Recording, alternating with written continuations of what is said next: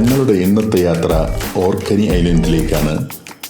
സ്കോട്ട്ലൻഡിൻ്റെ വടക്കേ അറ്റത്ത് ചരിത്രവും ഐതിഹ്യങ്ങളും ഇഴുകിച്ചേർന്ന് കിടക്കുന്ന ഒരു ചെറിയ ഭൂമി.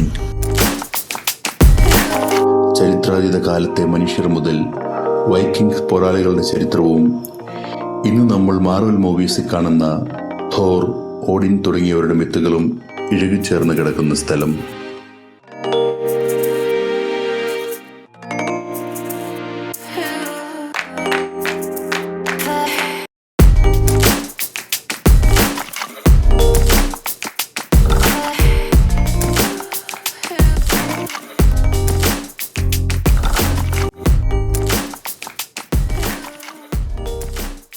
സണ്ടർലാൻഡിൽ നിന്നും 430 മൈലുകൾ പിന്നിട്ട് ഇൻവെർനസ് കടന്ന് നോർത്ത് കോസ്റ്റ് 500 കൂടി ജോൺ ഓഫ് ഗ്രോഡ്സിൽ എത്തിച്ചേർന്നു.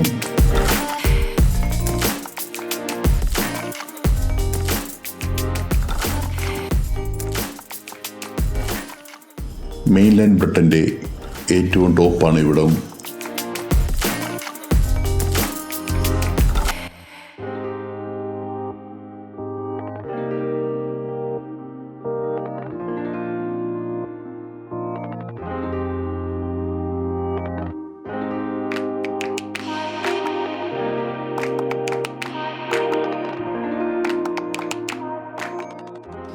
ഇവിടെ റോഡുകൾ അവസാനിക്കുന്നു എന്ന് പറയപ്പെട്ടിരുന്നു. പക്ഷേ ഞങ്ങൾ ഇവിടെ നിന്നാണ് യാത്ര ആരംഭിക്കുന്നത്. Donut head, British മെയിൻലാൻഡിൻ്റെ വടക്കേയറ്റം. വലിയ ക്ലിഫുകൾ, നിറയെ കടൽ, പക്ഷികളുടെ കൂടുകൾ, ആകാശവും ഭൂമിയും കടലും ചേരുന്നയിടം. 1831 മുതൽ കപ്പലുകൾക്ക് വഴികാട്ടുന്ന ഒരു ലൈറ്റ് ഹൗസ്.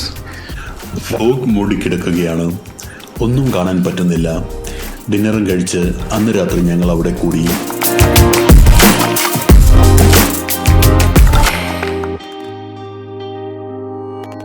നേരം വെളുത്തപ്പോൾ ഫോഗൊക്കെ മാറി.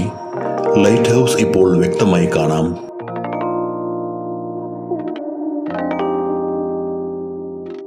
ഞങ്ങൾ യാത്ര തുടർന്നു. പെൻറ്റ്ലാൻഡ് ഫീൽഡ്. നോർസുകൾക്ക് മുമ്പ് ഇത് ഭൂമിയുടെ അതിരായും അതിനപ്പുറം കടൽ സ്വത്വങ്ങളാൽ സംരക്ഷിക്കപ്പെട്ടു പോരുന്ന ആർത്തലയ്ക്കുന്ന അവസാനമില്ലാത്ത സമുദ്രവുമെന്ന് മനുഷ്യർ വിശ്വസിച്ചിരുന്ന സ്ഥലം. അവിടെയാണ് ഇന്ന് ഫെറി പോർട്ട് ഉള്ളത്. ഞങ്ങൾ പെൻലാൻഡ് ഫെറിയിൽ കയറി.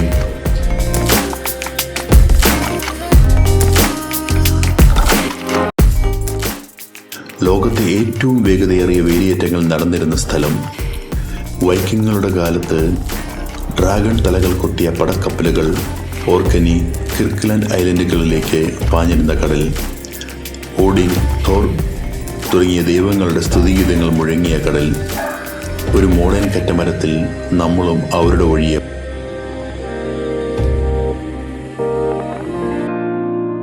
ഫെറിയിൽ ഇവാൻ ഒരു പെറ്റിനെ പരിചയപ്പെട്ടു. 16 വയസ്സുകാരി ഹെർമയോണി.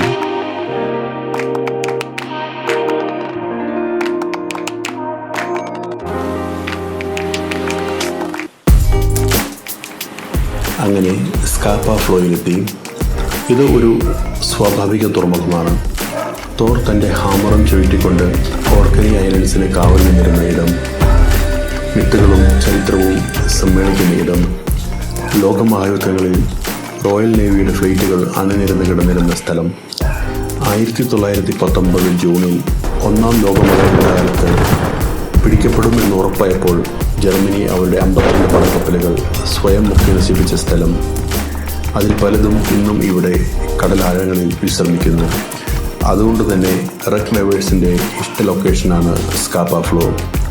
പക്ഷേ 2-ാം ലോകമഹായുദ്ധത്തിൽ വിരുദ്ധീകരിച്ചായിരുന്നു.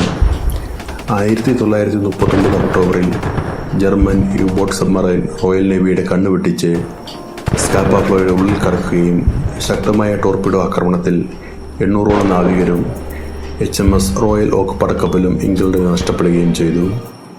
അന്നത്തെ പ്രധാനമന്ത്രി വിൻസ്റ്റൺ ചർച്ചിലിൻ്റെ നിർദ്ദേശപ്രകാരം സബ്മറൈനുകൾ കണ്ണുവെട്ടിച്ച് കയറാതിരിക്കാൻ വലിയ കോൺക്രീറ്റ് ചിറകൾ കൊണ്ട് ചെറിയ ചെറിയ ദ്വീപുകളെ തമ്മിൽ ബന്ധിപ്പിക്കുവാൻ തീരുമാനമായി.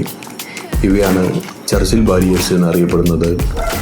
ഇന്ന് അവ ഐലൻഡുകളെ തമ്മിൽ ബന്ധിപ്പിക്കുന്ന റോഡുകളായി ഉപയോഗിക്കുന്നു.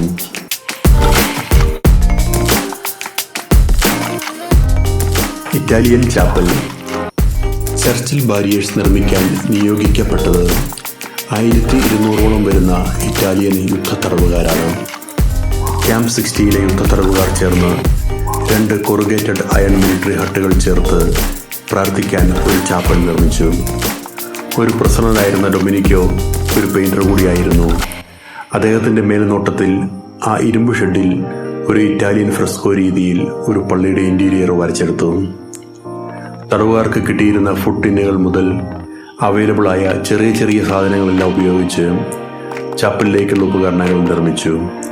ഇന്ന് ആ ചാപ്പൽ മിറക്കിൾ ഓഫ് ക്യാമ്പ് 60 എന്ന് അറിയപ്പെടുന്നു.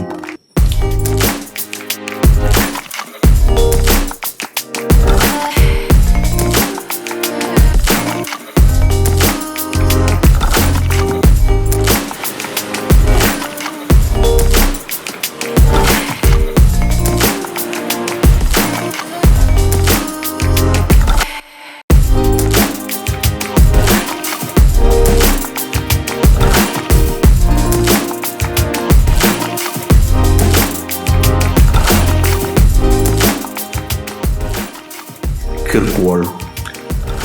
ഓർക്കനിയുടെ ഹൃദയമാണ് കിർക്ക് വാൾ. അവിടെ 1798 മുതൽ ഇന്നും പ്രവർത്തിച്ചു കൊണ്ടിരിക്കുന്ന ഹൈലാൻഡ് പാർക്ക് ഡിസ്റ്റിലറിയുണ്ട്. കുട്ടികൾക്ക് പ്രവേശനമില്ലാത്തതിനാൽ ഞങ്ങൾ ഡിസ്റ്റിലറി ടൂർ ബുക്ക് ചെയ്തിരുന്നില്ല. ഓർക്കനി ഭരിച്ചിരുന്ന വൈക്കിങ്ങുകൾ അവരുടെ സ്വന്തം മീഡ് ഉണ്ടാക്കി ഓടിനും തോറിന് സമർപ്പിച്ചു കുടിച്ചിരുന്നു.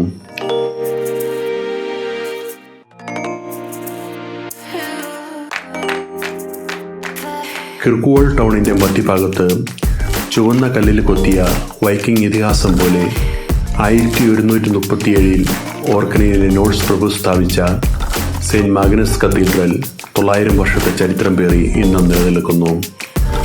നോർസ് ഗോതിക് ശില്പമാതൃകയുടെ സങ്കരമാണ് ഈ ആർക്കിടെക്ചറൽ മാർവൽ.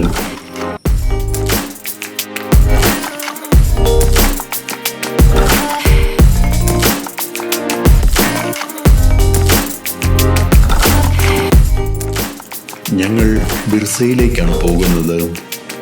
ഇവിടുത്തെ ചെറിയ പ്രൊഫഷണൽ സ്റ്റോറുകൾ നമ്മുടെ നാടൻ പലചരക്ക് കടകളെ ഓർമ്മിപ്പിക്കും. ഇവിടെ എല്ലാ കടയിലും കിട്ടുന്ന ഐറ്റമാണ് ഓർക്കനി ഐസ്ക്രീം. ഞങ്ങളും വാങ്ങി ഹാൻഡ് ക്രാഫ്റ്റഡ് റാംസോട്ട് റൈസിൻ ഐസ്ക്രീം.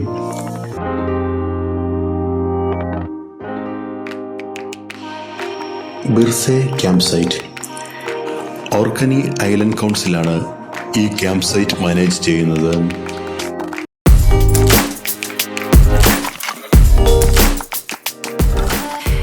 ഇവിടെയാണ് ഞങ്ങൾ ക്യാമ്പിംഗ് പിച്ച് ബുക്ക് ചെയ്തിരുന്നത്.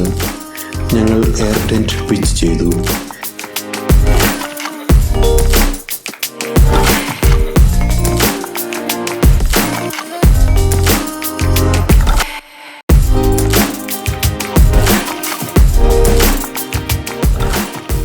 ഇത് 1 ബെഡ്റൂം 1 ലിവിംഗ് റൂം ടെൻ്റാണ്.